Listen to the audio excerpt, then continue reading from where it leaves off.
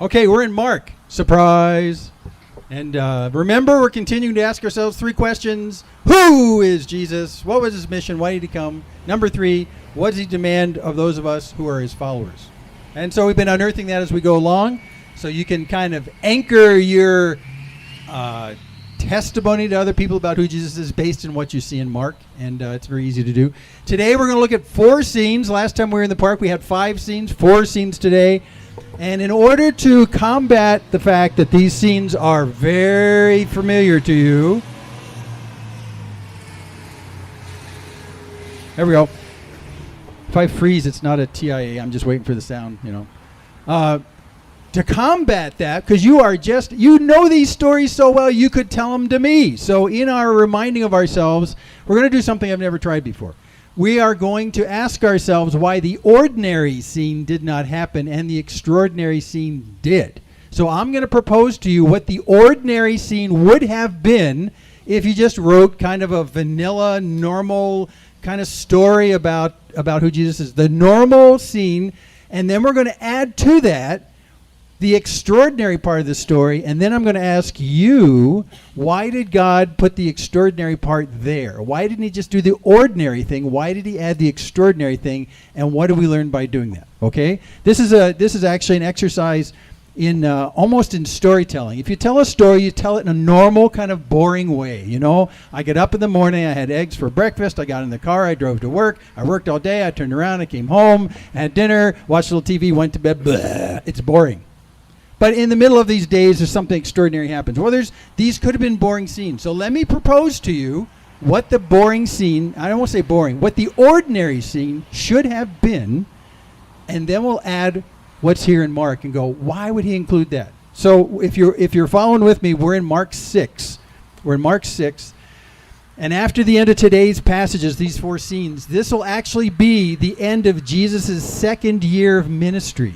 He's entering into his 3rd and last year of ministry after what we read today. So this is the second year. The first year was pretty undercover. Jesus collecting apostles. A couple of really incredible things happened in the first year. But the second year, which we're now closing today, was full of wild stuff. If you want to talk about Jesus really hitting his stride, that second year is it. And we're going to see it peak today. It'll carry over into the 3rd year. But the 3rd year, Jesus gets in so much trouble with the Pharisees. It's constantly a powerful ministry, but it's a contentious ministry. But the second year, the one we're in right now, the end of the second year, wow! That's why you know these stories. Okay, we're going to pick up here, and let me just summarize for you what's going to happen.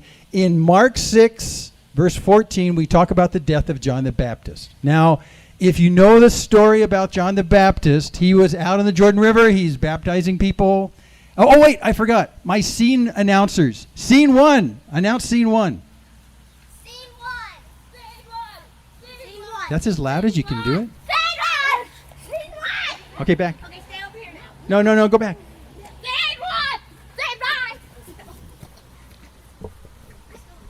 You know what scene we're on?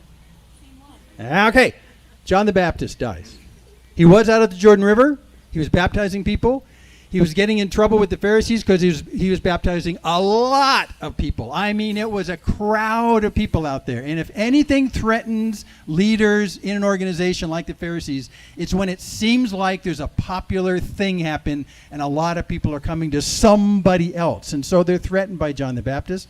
Eventually, the Pharisees don't take action against John the Baptist, but Herod does. Herod has him arrested, largely because of his new wife, who is his brother's wife. And because of that conflict of the fact that Herod actually married his brother's wife, his wife does not like the fact that John the Baptist is going around saying, that's wrong, you shouldn't do that. And so he's doing that quite a bit. So he's arrested. Herod is not really fully into the idea of arresting John because, after all, he is very popular. And there's a lot of problems with that. But he does it quietly to kind of make Herodias, his wife, who is still at the same time his brother's wife, happy, and so throws him in jail. Now, the ordinary story would be that eventually Herod's wife, Herodias, would lose her patience with John the Baptist, who's screaming in his jail cell all the time, it's not right that you're married to your brother's wife. It's not right. You're married to your brother's wife. And then she would finally prevail because wives always prevail. And so she would prevail even if you're a king. And then Herod would say, well, okay, we'll have him killed. And he'd be killed. And that would be the whole story. In fact, in John's parallel gospel, when you read John's account, in Luke's account, when you read Luke's account of this, it's about that short. It's only 2 to 3 verses in Luke's account. It's just that. However, that's the ordinary story. And we know, if you've been reading the Gospels for a while, that there's an extraordinary thing included about the death of John the Baptist. And the question I'm going to ask you as I read this is, why would God include what I'm going to read to you right now? I mean, isn't it just enough to say that John the Baptist was killed at the behest of Herod's new wife, his brother's wife? Wouldn't that just be enough? Why do you need more than that?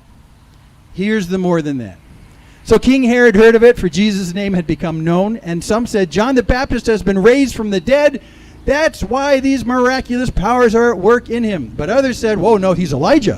And then others says, oh, well, he's a prophet, talking about Jesus, like one of the prophets of old. But when Herod heard of it, he said, well, John, whom I beheaded, has been raised. Like, this can't be possible.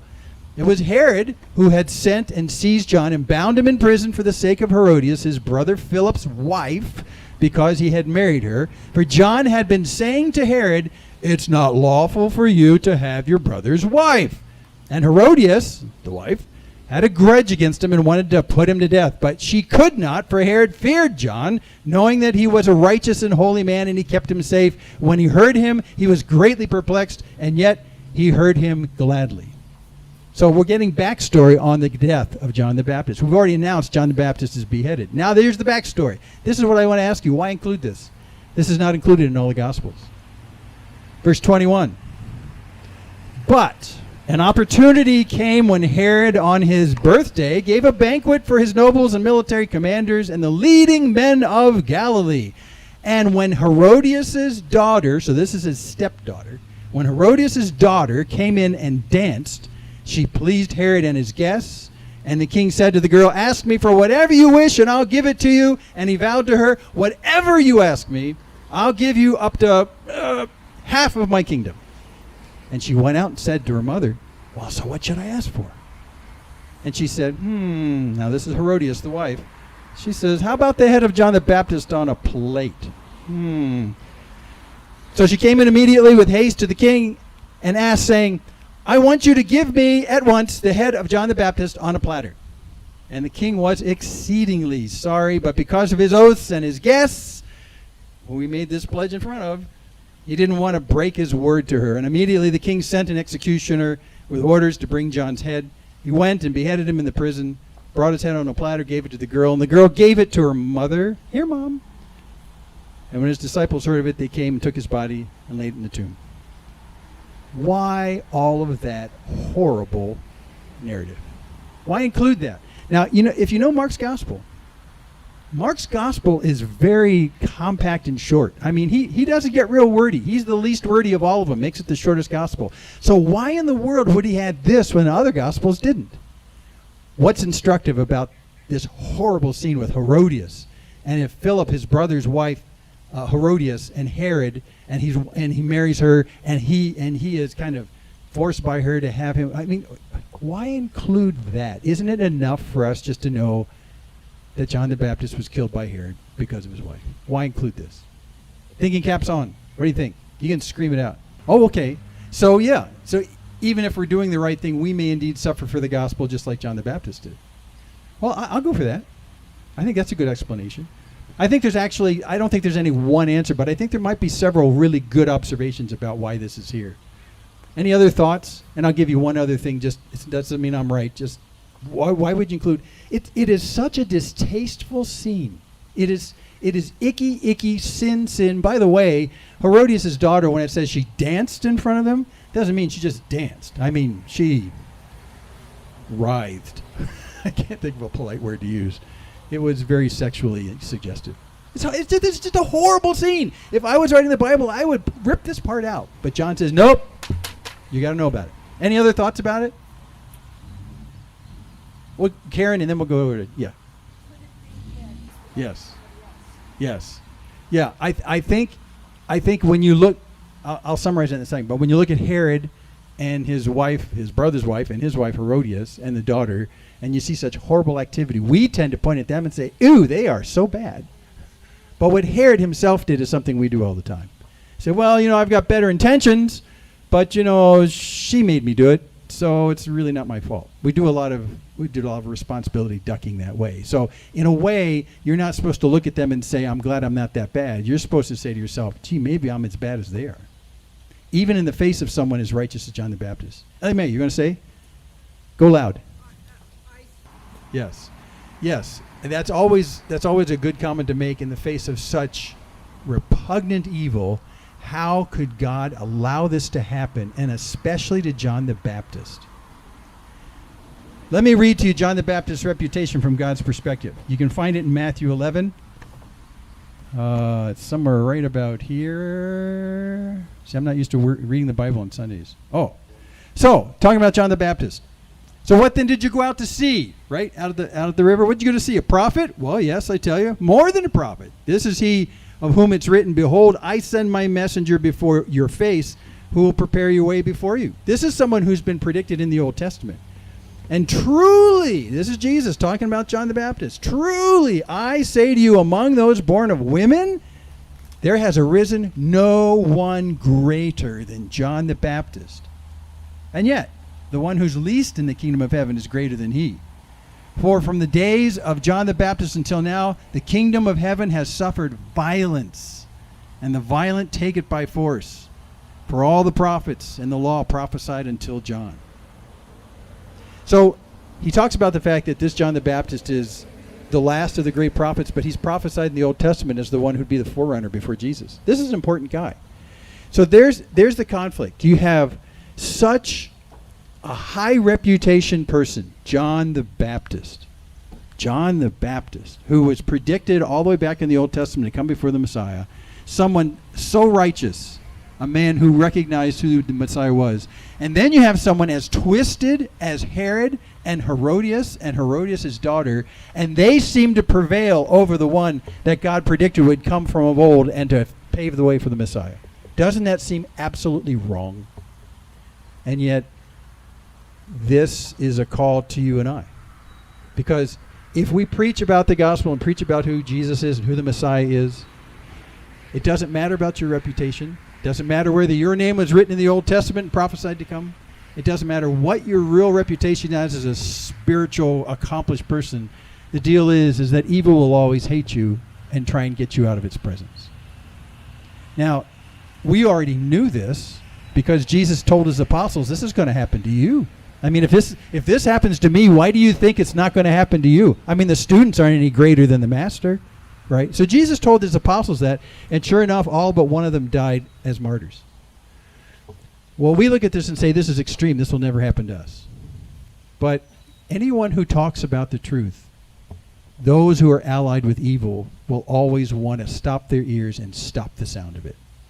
That's really all he's saying. And your reputation, even if you're a John the Baptist who's been prophesied from the Old Testament, it's not going to stop it. Even if you're the Messiah himself, it's not going to stop it.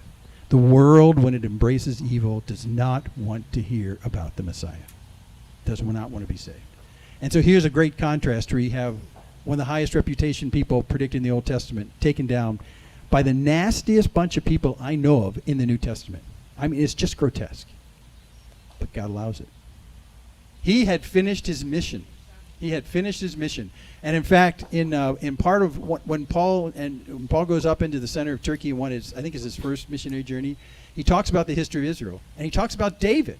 And when he talks about David, he says literally, when David completed his purposes from God in that generation, God took him. So it's as though we have a list, like John the Baptist did, and when it was done, it's done. It's done. And the same is true of us. Great comment. Okay, Karen, one more. So it's like a baton pass. He passed on to Jesus. Yeah. And in fact, John the Baptist is the one that said, I must decrease, he must increase. Well, we saw him decrease big time today. We just have to expect that. Okay, let's do scene two. Scene two! Well, at the news of John the Baptist dying, it was a real gut punch to Jesus. We see this in a couple of the Gospels. It affected him.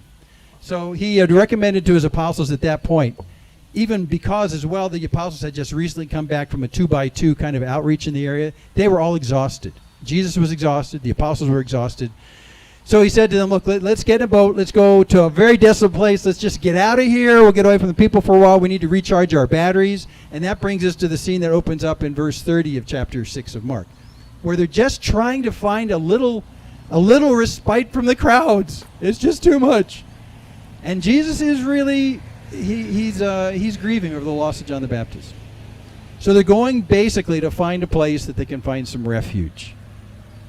So he says to them in verse 31, come away by yourselves to a desolate place and let's rest a while. Because, it says, Mark fills in, at that time many were coming and going, and they had no leisure even to eat. They couldn't even eat, it had been so busy. So that busyness, coming back from the 2x2s, the news about John the Baptist, Jesus says, let's go find ourselves a place to rest for a while. We need a little mini vacation. And so they got in a boat, went to a desolate place by themselves. Now when they got there, I'll continue reading in verse 33. Many saw them going. So you got to see this. Jesus is trying to escape from the people, and he goes across the lake. He doesn't actually go across the lake. He skims across the north side of the lake. That's what they always meant when they went across the lake. So as they're going, skimming across the north side of the lake, heading eastward, the people on the ground say, we know where you're going, and they followed him on land. They tracked him as he went across the boat to the other side. Now many saw them going and recognized him, and they ran there on foot from all the towns and got there ahead of them. And when he went ashore, he saw a great crowd, and he had compassion on them because they were like sheep without a shepherd. And he began to teach them many things. Now, in one of my ordinary versions of this, Jesus would just raise his hands and say, listen, folks, we are just beat. Can we pick this up tomorrow? We're just out of gas. But Jesus doesn't do that. That's ordinary twist number one. Instead, he begins to teach them many things. And when he says many things, that means that when he started teaching them, he just didn't talk a little bit from the boat. He spent the whole rest of the afternoon teaching them. Very busy, on top of busy before. But then it grew late while they're out there in the middle of this teaching. Jesus is double exhausted. The apostles are double exhausted. It's the end of the day. Everyone wants to just kind of go home, have a little meal, just chill. I mean, it's exhaustion. So when it grew late, his disciples made a keen observation. The disciples came to him and said, this is a desolate place. Captain Obvious number one. This is a desolate place, and the hour is now late, which means they're getting close to dinner time. So send them away to go into the surrounding countryside and villages to buy themselves something to eat. And at that point, the ordinary story would for Jesus to say, you're right. We've been out here all day. I'm really exhausted. You guys are all exhausted. These people are exhausted. We've been out here out in the sun all day long. Now it's going to be dinner time. Let's just all say, let's call it a day, put a cap on the day, and we'll just stop right here and come back in the morning. We'll take it from there. That would be the ordinary story, right? Because Jesus now is doubly exhausted, going from one exhausted context to a second exhausted context. It's the end of the day. But now we have a problem. We're in a desolate place. And it turns out, if you read one of the other Gospels, you find out that this was actually during Passover, which means there were a lot of people on foot traveling through the area. So we have people who probably have been away from home for maybe half a day or a day. So they're on their way someplace. So they really need to figure out how they're going to eat that day. So the ordinary story is Jesus, exhausted, compassionate, says to everybody, come back here in the morning. What do you say? And that would be the end of the story, and we'd go to the next scene. But Jesus doesn't do that, does he? and you can glean a lot about Jesus just from this so far, about who Jesus is. I mean, what a wonderfully sacrificial guy he is. Even when he's trying to leave the exhaustion from one place and go to another place, he still accommodates the people and takes care of them sacrificially. I mean, you can say a lot about Jesus' dedication to the lost sheep, he would call these people. But this is not the end of this story. The ordinary end would be to send him home. But instead, you know what happens? Why did Jesus do it this way? This is the question. Why not just send them home? Why do what happens next? And you know the story. It's probably one of the most famous in the New Testament. Jesus, we need to send them away to go into surrounding countryside and villages and buy themselves something to eat. But Jesus answered them and said, well, You give them something to eat. What? And they said to him, shall we go and buy 200 denarii worth of bread and give it to them to eat? Which is like a ludicrous statement. That's not enough. Because in a moment we'll find out that there's actually 5,000 men, which means probably 5,000 family units, which probably means mom and dad, and on the average 2 kids, which probably means 20,000 people. 20,000 people. 200 denarii is 200 working days of money. There's just no way you're going to feed 20,000 people. Have you been to a stadium that seats 20,000 people? And imagine someone on stage points at you and says, you need to feed all these people. It's dinner time. And you go, well, I mean, even if I had 200 denarii, I couldn't do this. If I had 200 days' wage, I couldn't do this. But Jesus said, you give them something to eat. Okay, money's not going to do it clearly. Verse 38, and he said to them, well, so how many loaves do you have then? Huh? How many loaves do you have? Go and see. And when they had found out, of course, from another gospel, we find out there's a little boy that's got all this food, right? They go find him. How many loaves do you have? They go see. They find out. Well, we've got 5 loaves and 2 fish. 20,000 people in a stadium. 20,000 people. And Jesus' words are still ringing. Well, you give them something to eat. And then Jesus says something that's like, oh no. This is a riot statement he makes next. A riot statement. He commanded them all to sit down in groups on the green grass. And they sat down in groups by hundreds and by 50s. That says, tell everybody to sit down banquet style. We're going to eat. Let's set the expectation of 20,000 people. Let's set their expectation that we're going to have a banquet out here in the grass in this desolate area. And they're going to sit down and they're going to be sitting there waiting for food. And by the way, you apostles, you need to give them something to eat. Well, we don't have the money, and we only have 5 loaves and 2 fishes. This is stupidly impossible. Yeah, well, just set their expectations and tell them to sit down. Here comes dinner. And then he puts them in the middle of it. He puts the apostles in the middle of it. They're going to catch all the problems if this doesn't come out well. They sat down in 50s and 100s. And then Jesus, taking the 5 loaves and the 2 fish, he looked up to heaven. He said a blessing. He broke the loaves, gave them to the disciples to set before the people. And then he divided the 2 fish among them all, and they ate, and they were satisfied. In Greek, they were full to the top. You can eat as much as you want. It's like going to an all-you-can-eat buffet. You eat until you don't want to eat anymore. That's what this word means. They were satisfied. At the end of all that, when people were satisfied, they took up 12 baskets full of broken pieces and of the fish. And those who ate the loaves were 5,000 men. So why did God do this? Why do this event? Why in the world? I mean, it's a big event, and it says something incredible about Jesus' power. But up to this point, we know Jesus' power. He's stilled the storm, right? He calls the winds to stop. I mean, he's raised people from the dead. I mean,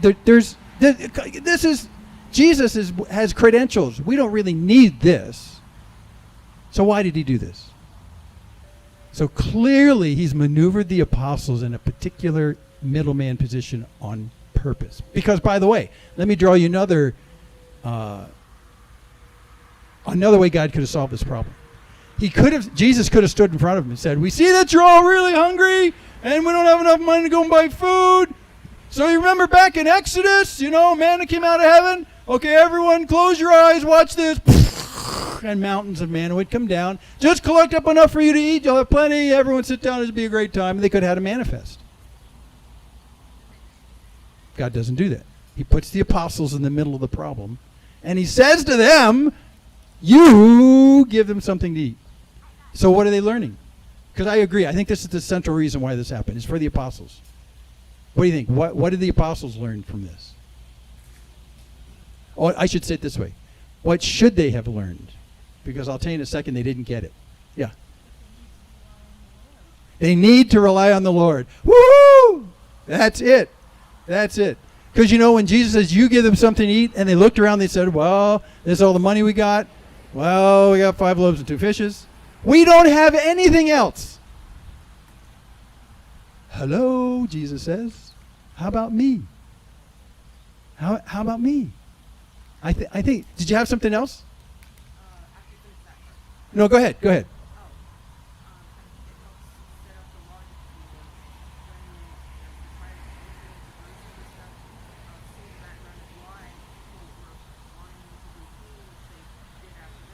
Right.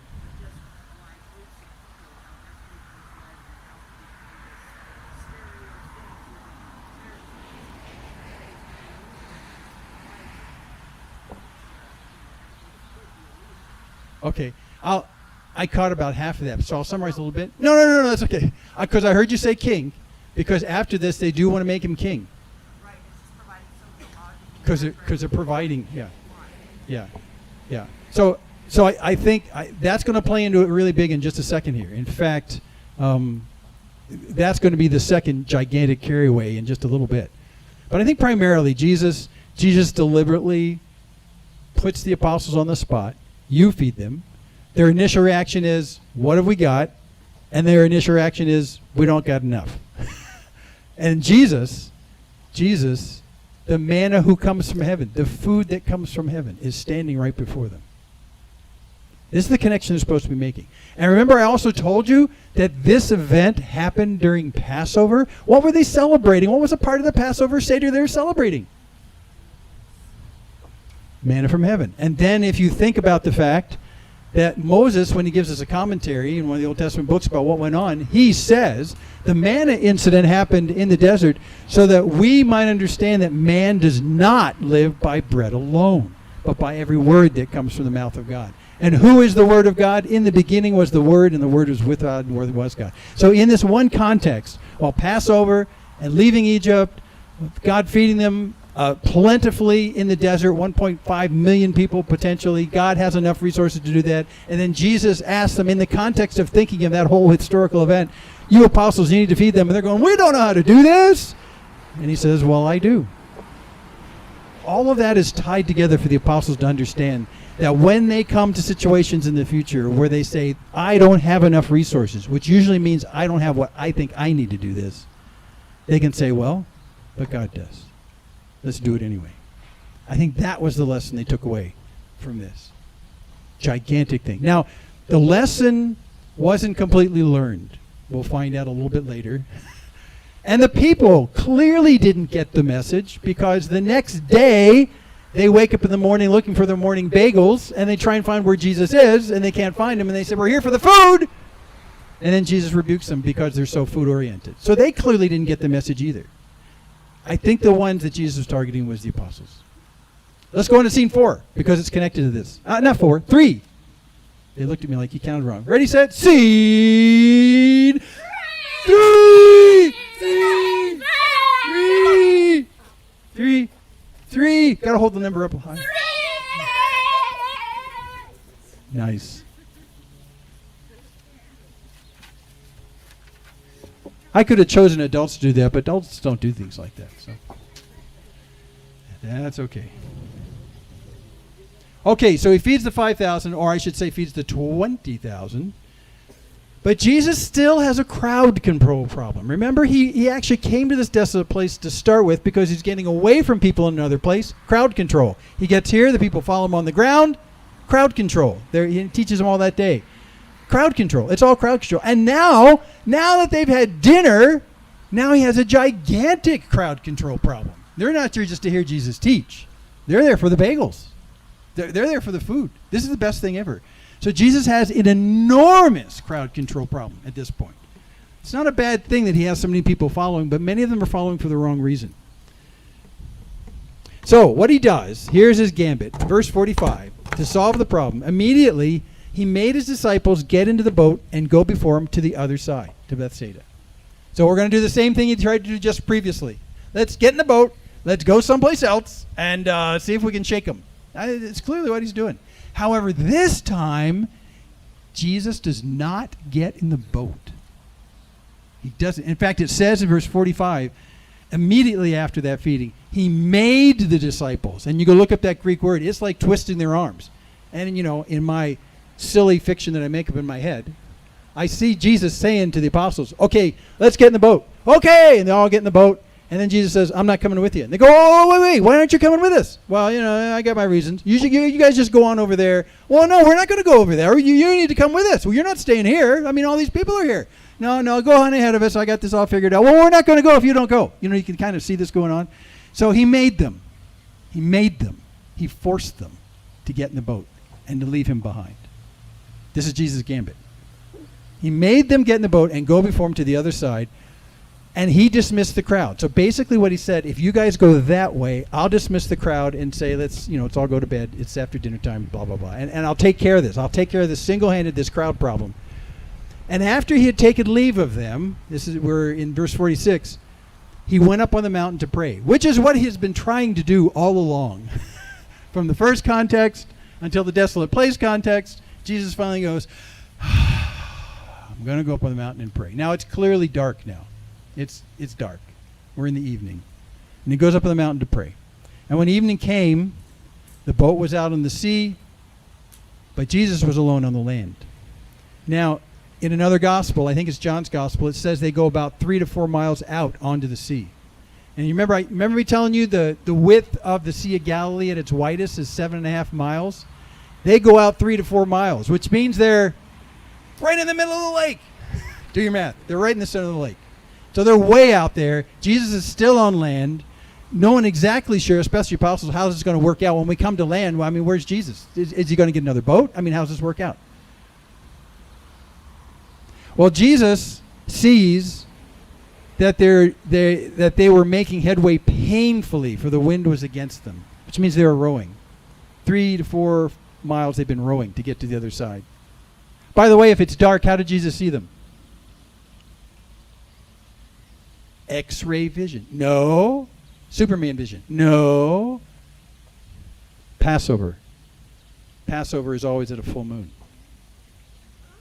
Oh. Because Passover is 2 weeks after the beginning of the month. The beginning of the month is always a new moon. Full moon is always 2 weeks after the new moon. Passover is always a full moon. Okay, so he saw them painfully working against it. And then about the 4th watch of the night, he came to them. 4th watch is the last 3 hours of the night. So it's between 3 in the morning and 6 in the morning. So, I mean, they've been working all night trying to get across the lake. So Jesus decides he's just going to come to them. So he came to them walking on the sea. And Mark says he meant to pass by them. What?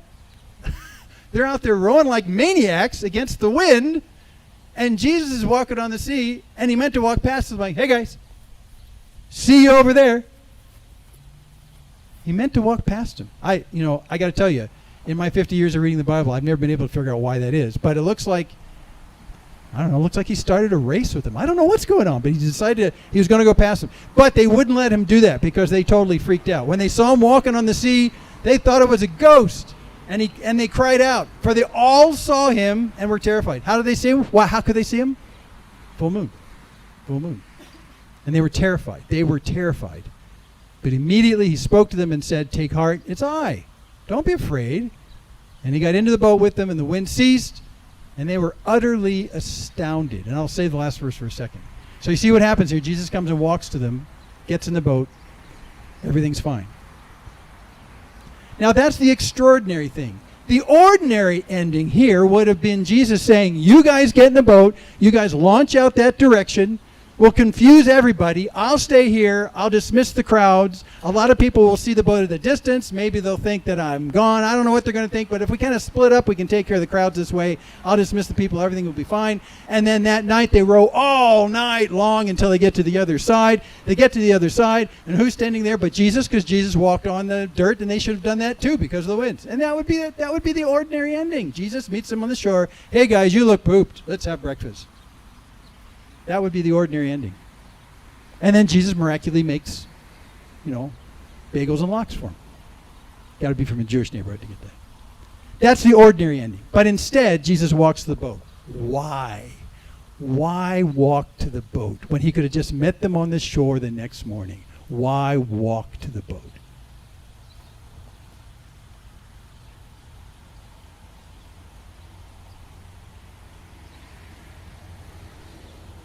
This is a tough one, actually.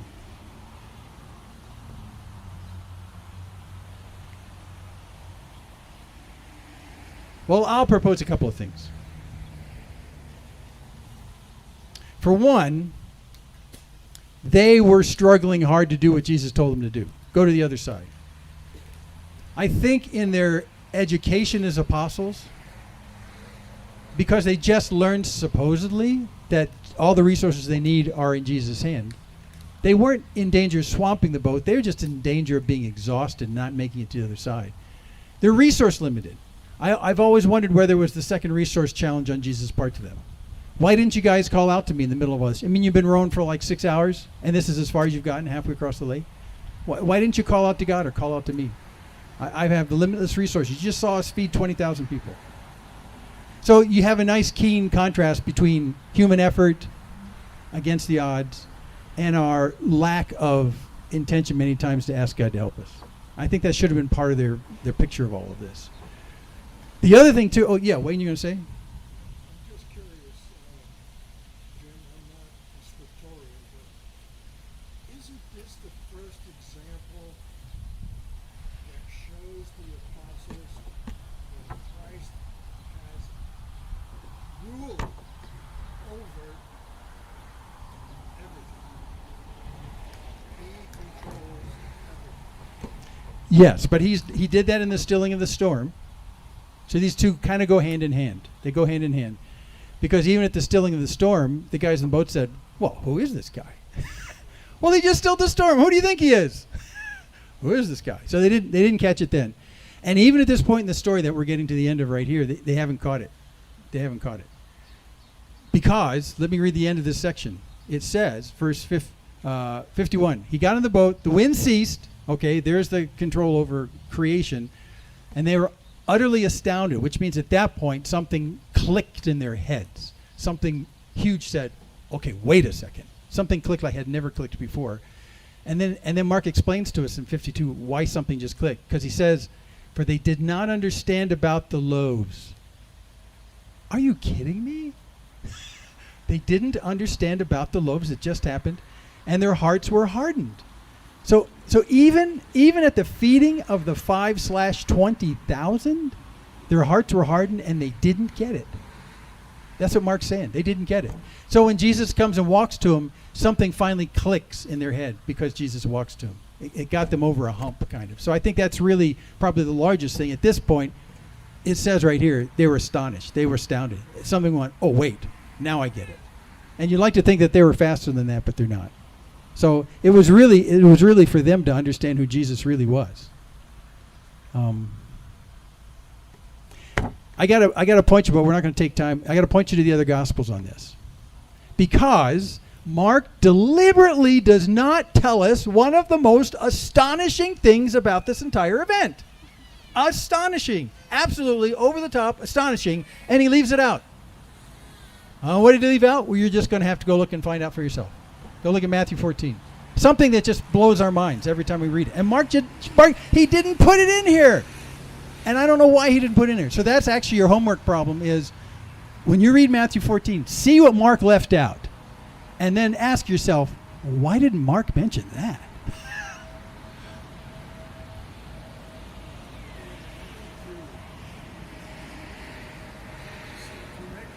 Okay. I'm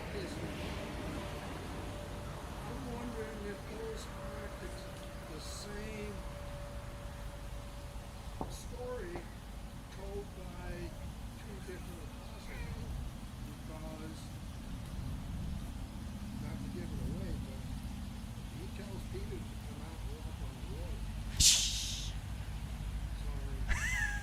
Oh, you probably know what it is. Yeah, Peter walks on the water in this story, but not in Mark. Isn't it possible that it's the same event It is clearly the same event.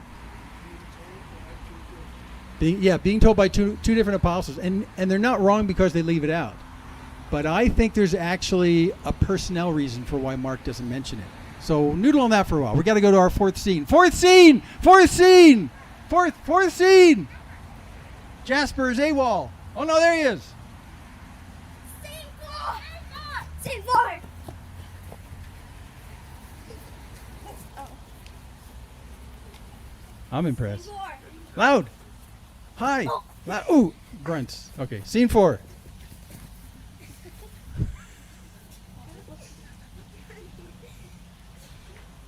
We need to do that on scene 4 because there's a little less drama in scene 4. So scene 4, they get to the land. Okay, they get to the land in the middle of all this crowd control. 53, after they had crossed over, They came to land at Gennesaret and moored to the shore. By the way, remember Gennesaret, if you remember, Sea of Galilee is a clock. At 12 o'clock, you've got Bethsaida. At 11 o'clock, you've got Capernaum. At 10 o'clock, you've got Gennesaret. At 9 o'clock, you've got Magdala. At 8 o'clock, you got Tiberias. So we're going to Gennesaret, which is at 10 o'clock. Okay. Gets to Gennesaret, moored to the shore, and when they got out of the boat, well, the people immediately recognized him. Duh. Immediately recognized him. And they ran about the whole region and began to bring sick people on their beds to wherever they heard he was. And wherever he came, in villages, cities, countryside, they laid the sick in the marketplaces and implored him that they might touch even the fringe of his garment, and as many as touched it were made well. Well, that sounds like a pretty ordinary story. Except in this particular case, what's different from all the other cases, with the exception of the woman who sneaks up behind him, is the fact that people are just touching the edge of his garment. And they're being laid out in the marketplaces. So when you think about marketplaces, if you've been in the Middle East, a marketplace, vendors put up their little tables and they line up their vegetables in little pyramids and all that kind of stuff. And so you have this big meeting place, and down at the end of all those tables with all those goods where people are selling like a farmer's market, there at the end there's people lined up on the ground waiting to touch the hem of Jesus. I mean, it was a really big deal. So that's the simple question I have. Thank you, Jasper. You guys did an awesome job. I'll pay you later. So that's the question I want to ask you. Why is there such an emphasis on this account of touching the hem of Jesus, touching his garments?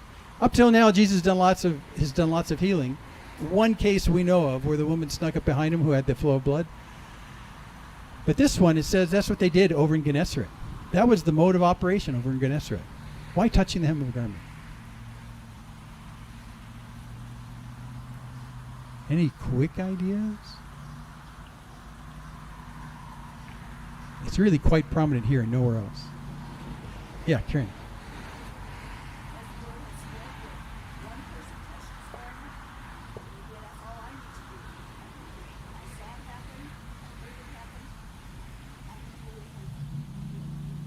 Yeah, I think that could very well be the case, because we know the woman was healed. She touched the garment. Jesus didn't rebuke her. Maybe that's all we need to do. Yeah, I really don't have a snappy answer for why this is here, but this is really a very interesting thing. Yeah, Zach. Yes. So he's saying that there's little fringes that were on four corners of the bottom of your cloak, and these little fringes were something you put there as kind of a religious devotion that you did. With the Pharisees, it was always seen as a really high level of righteousness that was recognized in those tassels at the bottom. So I think you're right, because that's where I come from. They didn't need to touch Jesus, but what they wanted to do was to relate to his righteousness, and those tassels always talked about righteousness. So that could be it. That's just an open question you'll have to deal with, because I don't have a better answer than that, but where Zach's coming from is exactly where I come from as well. So this is the end of Jesus' second year of ministry. As you turn the page, we're starting into the third and last year of ministry, and a lot of the events that happen from this point on in Mark will be charged with contention with the Pharisees. He'll be doing a lot of things, but he'll be doing them less and less publicly, because he knows now in this last year that if he does something just a little bit too public, it's going to make people mad really fast. And of course, since we are at Passover here at the feeding of the 5,000, Jesus is arrested during the Passover festivities, so he's got 12 months to go. So from here on into Mark, 12 months. And we still haven't answered in our three questions, what is it that he asks from those who want to follow him? Our only answer so far is to look at the model of the apostles. The apostles left behind lives and said, regardless of where you're doing, what you're doing or where you're going, we're going to follow you. We're going to follow you.